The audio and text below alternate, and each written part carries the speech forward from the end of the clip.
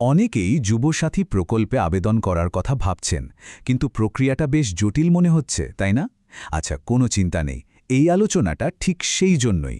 এখানে আমরা ধাপে ধাপে পুরো আবেদন প্রক্রিয়াটা একদম সহজ করে দেখব।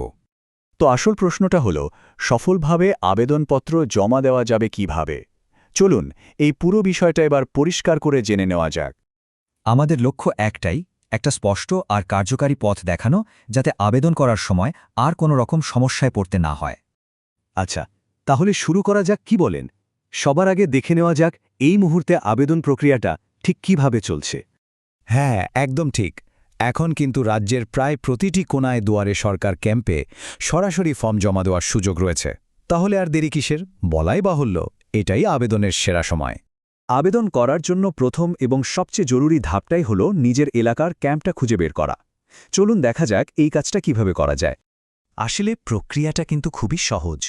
অফিসিয়াল ওয়েবসাইটে গিয়ে প্রথমে নিজের জেলা, তারপর বিধানসভা কেন্দ্র আর শেষে ব্লক বা পৌরসভা, এই তিনটে জিনিস বেছে নিলেই কিন্তু সংশ্লিষ্ট এলাকার ক্যাম্পের পুরো তালিকা তারিখ সমেত চোখের সামনে চলে আসবে। বেশ, ক্যাম্প খুঁজে তো বের করা হলো। এবার আসা যাক প্রস্তুতির পর্বে। ক্যাম্পে যাওয়ার আগে ঠিক কোন কোন ডকুমেন্ট বা নথি সাথে নিতে হবে সেটা জেনে নেওয়া কিন্তু খুব জরুরি। এখানে একটা অত্যন্ত গুরুত্বপূর্ণ বিষয় মাথায় রাখা দরকার। সব ডকুমেন্টের আসল কপির সাথে কিন্তু জেরক্স কপিও নিয়ে যেতে হবে। আসল কপিগুলো ক্যাম্পে ভেরিফাই করার পর ফেরত দিয়ে দেওয়া হবে, আর জেরক্স কপিগুলো জমা নিয়ে নেওয়া হবে। এই যে তালিকাটা দেখা যাচ্ছে, আধার কার্ড থেকে শুরু করে মাধ্যমিকের সমস্ত শংসাপত্র পর্যন্ত সব কিছুরই কিন্তু আসল আর জেরক্স কপি লাগবে। আর হ্যাঁ, একটা কথা অবশ্যই মাথায় রাখতে হবে, প্রত্যেকটা জেরক্স কপির ওপর সেলফ অ্যাটেস্টেশন মানে নিজের সই করা কিন্তু বাধ্যতামূলক। আচ্ছা, আরও একটা ছোট্ট কিন্তু খুব জরুরি বিষয় আছে, যেটা অনেকেই ভুল করে বসেন। ফর্মে পাসপোর্ট সাইজের ছবি লাগানোর পর সইটা করতে হবে ছবির ওপর দিয়ে, মানে আড়াআড়িভাবে। এটা আসলে নিশ্চিত করে যে আবেদনকারী আর ছবির ব্যক্তি একই। বেশ, সব কাগজপত্র তো রেডি। এবার চলুন পরবর্তী ধাপে যাওয়া যাক। ফর্ম জমা দেওয়ার পর সবচেয়ে গুরুত্বপূর্ণ কাজটা কি, সেটাই এবার দেখব। তো সবচেয়ে জরুরি জিনিসটাই হলো এই অ্যাকনলেজমেন্ট স্লিপ।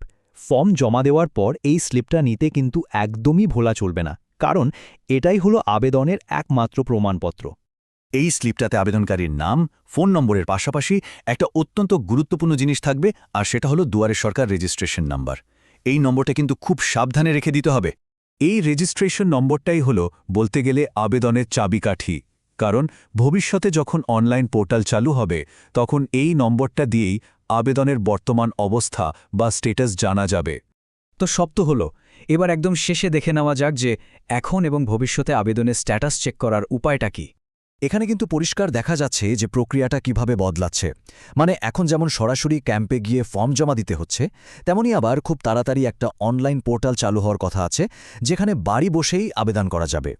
আর আবারও মনে করিয়ে দেওয়া ভালো যে এখন যে ফিজিক্যাল স্লিপটা পাওয়া যাচ্ছে, সেটার রেজিস্ট্রেশন নাম্বারটাই কিন্তু ভবিষ্যতের অনলাইন পোর্টালে আবেদনের স্ট্যাটাস ট্র্যাক করার জন্য লাগবে। কাজেই স্লিপটা খুব যত্ন করে রেখে দিতে হবে। এখন প্রশ্ন হল, এই নতুন অনলাইন ব্যবস্থা কি আবেদনকারীদের অভিজ্ঞতাকে আরও সহজ করে তুলবে? সময়ই এর উত্তর দেবে।